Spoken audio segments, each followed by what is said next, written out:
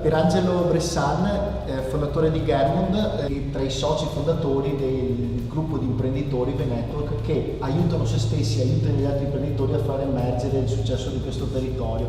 In questo periodo quali sono le caratteristiche che devono avere gli imprenditori per essere davvero impavidi? Se impavidi significa essere coraggiosi, sicuramente questa è una caratteristica importante.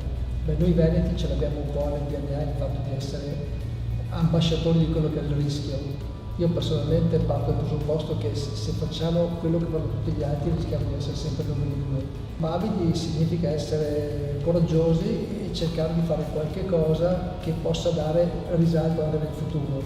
Noi per quanto riguarda l'esperienza che abbiamo avuto in Veneto è stata una cosa innovativa, una cosa che ha veramente cambiato un po' anche la filosofia di fare gruppo. Un gruppo di 50 imprenditori, i quali alcuni sono qui rappresentati, che hanno avuto il coraggio di mettersi insieme e di fondare questa società che possa aver dato nel futuro, che sta dando appunto nel futuro attività a 6-7 partecipazioni, 250 dipendenti nel contesto, è una cosa molto molto interessante. Questo vuol dire essere stati impavidi e avere avuto il coraggio di aderire a suo tempo quando ci è stata posta l'opportunità di aderire a questo progetto. Dal quasi fallimento del 2014 a una risurrezione che ha portato ai vertici internazionali, lei è anche il presidente di Germund, come sta andando l'esperienza lavorativa su quel fronte? Diciamo che questo è stato veramente uno dei primi risultati di un impavido, perché avere avuto il coraggio già nel 2014 di prendere un'azienda che aveva passato un periodo molto triste e portarla alla fine del 2018 con risultati molto interessanti, abbiamo sperato praticamente di un fatturato del 7 e siamo partiti, è un risultato che ci deve onorare.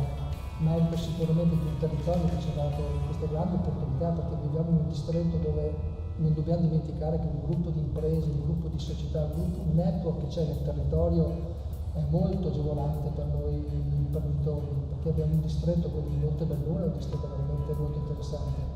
Però è chiaro che noi da impavidi ci abbiamo messo il nostro, insomma. Qual è secondo lei adesso l'intervento che dovrebbe fare lo Stato per sostenere l'imprenditoria coraggiosa, ammesso che serva un intervento dello Stato, non sia piuttosto un approccio di business e mentale da migliorare da parte di certi imprenditori?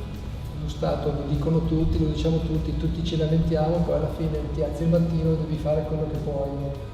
Lo Stato dovrebbe riuscire a snellire un po' quella che è la burocrazia, cosa che dicono tutti, lo diciamo tutti, però ogni giorno noi cerchiamo di dare il massimo all'interno dell'azienda e dobbiamo cercare di incanalarci in tutti quelli che sono quei filoni burocratici per poter far sì che le cose funzionino a prescindere, perché se aspetti comunque che lo Stato risolva la burocrazia rischi di perdere il tempo. Dobbiamo andare controcorrente significa molto spesso fare di testa tua, cercare di aderire, ecco. Per esempio, trovare la possibilità di avere dei fondi dello Stato è molto complesso, è fattibile, però è molto complesso.